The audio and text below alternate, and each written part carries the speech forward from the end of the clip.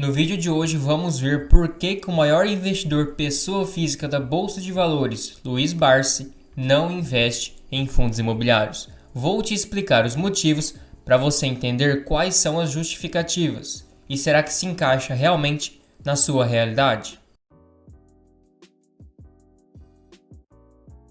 O primeiro motivo, mas também é o mais insignificante para nós meros mortais que têm pouco dinheiro investido, é a liquidez. Antigamente, quando os fundos imobiliários sim estavam no começo, tinha esse problema. Hoje em dia, para quem investe pouco e compra fundos imobiliários famosos e conhecidos, não há esse problema. Mas para o Barsi realmente tem esse problema porque ele tem milhões e até bilhões investidos. Se ele fosse alocar em algum fundo, provavelmente teria que esperar alguns dias para ir vendendo e também movimentaria o gráfico.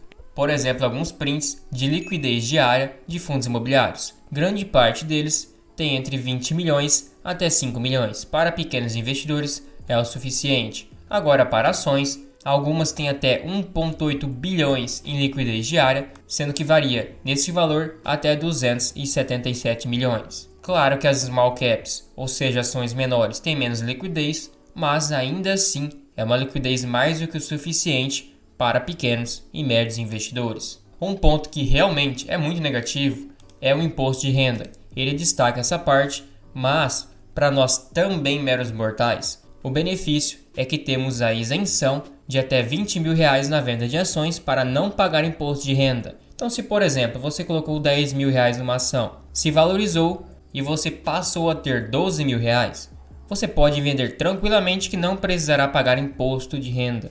Isso vale até 20 mil reais. Agora para fundos imobiliários não é bem assim, você precisaria pagar imposto sobre esses 2 mil reais de lucro e seria um imposto de 15% desse lucro. Logo, se você lucrou 2 mil reais, você teria que pagar 300 reais de imposto.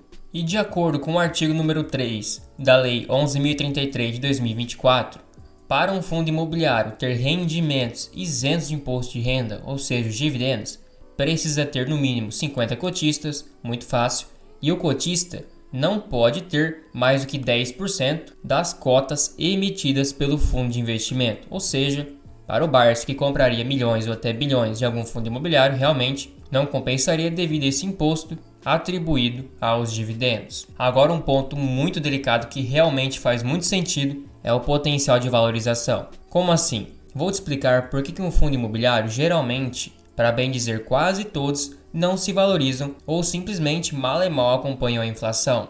Vamos pegar o queridinho MXRF11. Um dos mais conhecidos é um fundo híbrido, tanto em CRIs, ou seja, dívidas, como também investe em outros fundos imobiliários. Então hoje o seu portfólio é basicamente 73% CRIs, certificados de recebíveis imobiliários, 13% em outros fundos imobiliários, 9% em permutas financeiras e 5% em caixa, como é obrigatório. Então o que acontece? Essas dívidas já têm uma taxa pré-definida, seja pelo CDI ou pelo IPCA. E quando ele investe em outros fundos imobiliários, que seja de laje corporativa, shoppings, esses fundos também têm a sua receita atrelado ao CDI ou algum índice inflacionário, podendo ser também o IGPM. Os 5% que sobra do total do seu portfólio realmente é para crescimento, mas fica muito pouco. Na verdade é um crescimento muito pequeno no longo prazo, porque é um percentual muito baixo, e ainda mais quando imóveis são caríssimos, e conseguiria crescer e comprar novos imóveis através de subscrições, ou seja, o fundo geraria novas ações, ou no caso novas cotas, a X valor, e você teria que comprar, porque senão você seria diluído, já que tem diversas subscrições no longo prazo. Então essa é uma das formas mais clichês que os fundos imobiliários fazem para poder ter um crescimento. E você, entre aspas, seria obrigado a participar para não ter a sua posição diluída, ainda mais que a inflação bate forte em fundos imobiliários. Mesmo que tenha a sua receita atrelado ao IPCA ou IGPM, é para acompanhar e não crescer em si acima da inflação, ainda mais se você não participar dessas subscrições. Comparando a rentabilidade do fundo imobiliário com o Tesouro IPCA mais 2024, o IFIX e o CDI, o valor de mercado da cota do MXRF11 mais os rendimentos, ou seja, o dividendo, seria sua rentabilidade. Conseguiram 13,23% ao ano de rentabilidade. Já a NTN-B, ou seja, o índice de inflação, o IFIX e o CDI ficaram bem próximos, sendo que o IFIX ficou 18,71, o CDI 18,97. Então vocês podem observar que os rendimentos dos fundos imobiliários ficam bem próximos da inflação. Então agora, numa realidade que você já esteja vivendo de renda, digamos que um fundo imobiliário X, a sua carteira no geral, te dá R$10.000 de dividendos por mês. Se você retirar todos os meses esses R$10.000 para você poder viver de renda, o seu dividendo não vai crescer tanto comparado ao seu gasto e inflação e você vai perder patrimônio. Porque 1 milhão hoje e 1 milhão daqui a 20 anos é completamente diferente. Então você seria obrigado a reinvestir pelo menos 50% dos seus dividendos para não perder poder de compra e o seu patrimônio, o seu dividendo, ir crescendo. Diferente das ações, que o resultado dos seus dividendos vem de um payout menor. Os fundos imobiliários são obrigados por lei a distribuir 95% do seu lucro. Já, por exemplo, um Banco do Brasil, ele vai distribuir em 2024 45% de payout e vai deixar 55% para crescimento. Então, mesmo com um payout inferior a 50% do seu lucro, ele consegue distribuir um dividendo de cerca de 9 a 10%, praticamente um fundo imobiliário com muito mais crescimento. A única diferença seria realmente os pagamentos que não são mensais. Mas isso, para quem não está vivendo de renda, é simplesmente um efeito psicológico. E mesmo quem esteja vivendo de renda, recebe um dividendo maior este mês, guarda para o próximo. Até porque você, entre aspas, recebeu um dividendo antecipado, uma pancada de uma vez só. Não tem dificuldade nenhuma. É só utilizar o que você já havia predefinido, guarda o restante para o próximo mês e reinveste. Outro ponto também é que os seus books de fundos imobiliários, ou seja, os fundos que o MXRF11 investe, pode ter taxas de administrações duplas. Então você já paga uma taxa de administração para o fundo imobiliário MXRF11 e vai acabar pagando de tabela para esses outros fundos imobiliários. Então tenha em mente em escolher fundos e tenham baixas participações em outros fundos para evitar ficar pagando muitas taxas. Outro ponto são os rendimentos, principalmente o yield on cost. Para quem não conhece, como que funcionaria? Basicamente, digamos que o Barsi comprou uma ação a 50 centavos há vários anos atrás. E hoje ele receberia 2,50 de dividendos. Então o seu yield on cost seria 500% com base no valor que investiu. E como as ações crescem em lucros de uma maneira muito mais acelerada que fundos imobiliários, cotação também, porque você estará investindo em empresas que movem o país, diferente de um imóvel que é uma renda passiva, você consegue ter um yield on cost muito maior na grande maioria das ações no longo prazo. Vou te mostrar na prática. Vamos começar pelo HGLG11. Qual seria o seu preço há 10 anos atrás e o seu yield on cost atualmente? Em 2014, ele custava por volta de R$ 1.100. Teve o desdobramento, como hoje ele está R$ 168.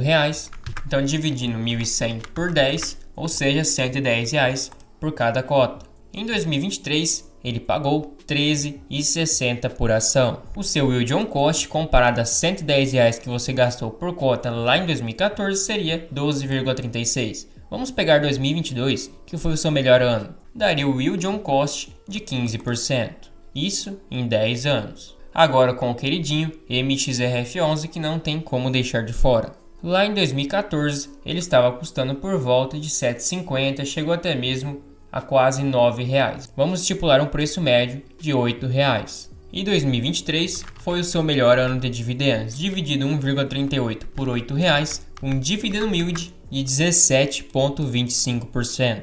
Agora vamos pegar uma empresa no ramo de transmissão de energia, a Transmissão Paulista.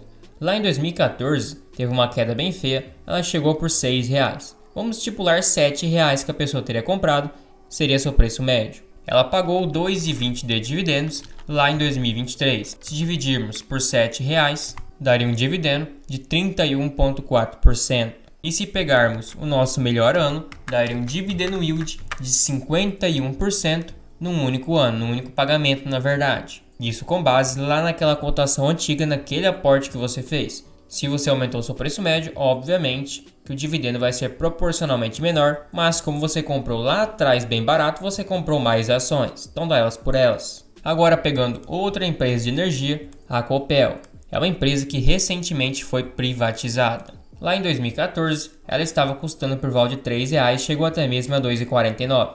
vamos estipular R$ 3,00 de preço médio. Em 2021, que foi o seu melhor ano, ela pagou 1,31 de dividendos. Daria um dividend yield on cost com base no preço de R$ 3,00 de 43%. 2023 realmente foi um dividendo bem minúsculo por causa do processo de privatização e as demissões em massa, que ela teve um gasto muito alto com as decisões. Então, para não atrapalhar o processo de privatização, optaram por diminuir os dividendos. Provavelmente nos próximos anos irá se estabilizar. Agora, outro ponto fora da curva foi o que o Barsi fez com a Unipar. Ele investiu cerca de 80 milhões naquela época. E ele comprou há não muito tempo atrás, mas se a pessoa tivesse comprado em 2014 a R$ 3,50 por ação, teria uma rentabilidade de 1.891%, da verdade só de valorização, fora todos os dividendos.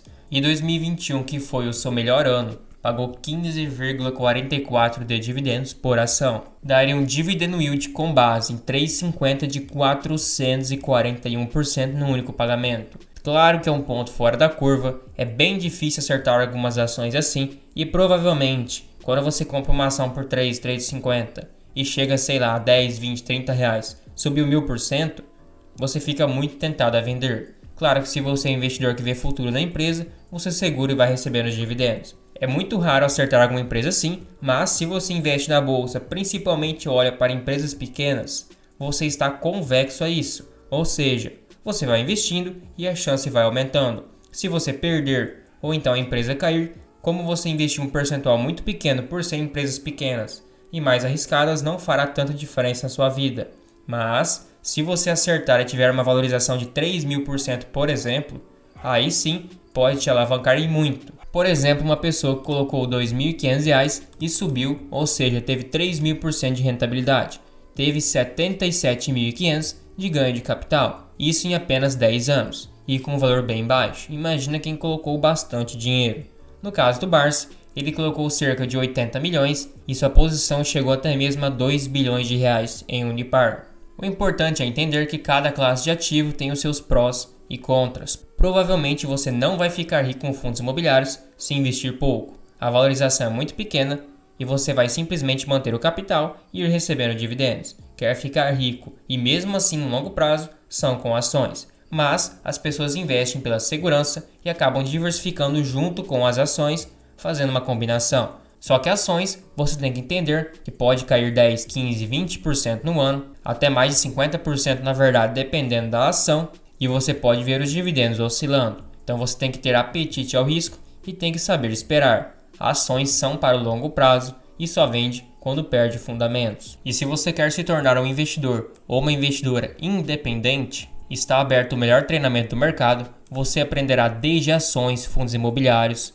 renda fixa e até mesmo tributação com seus impostos nos seus investimentos, além de ter acesso a diversas planilhas, seja de aposentadoria, de valuation, de preço teto de fundos imobiliários e de ações, além de um checklist para selecionar boas ações. Lembrando que você tem 7 dias para poder testar o treinamento, caso contrário recebe o dinheiro de volta. E também o professor e criador desse curso, o Mirai Investing, foi com ele que eu aprendi o que eu sei hoje. Então eu recomendo, é um treinamento do básico ao avançado e realmente é muito útil para quem quer ser um investidor na bolsa de valores no longo prazo. Lembrando que o curso está disponível por somente R$ 1.197, perto do valor que você irá investir no longo prazo, não é praticamente nada. E também as inscrições são por tempo limitado e logo mais irá se encerrar as vagas disponíveis. Também não se esqueça de se tornar um membro apoiador aqui no canal. Você recebe selos de fidelidade para te diferenciar nos comentários, tem prioridade de resposta,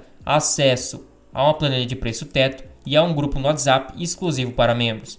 Tudo isso por somente R$ 2,99 por mês. Fica um valor bem acessível, você nem percebe que está pagando, mas me incentiva demais.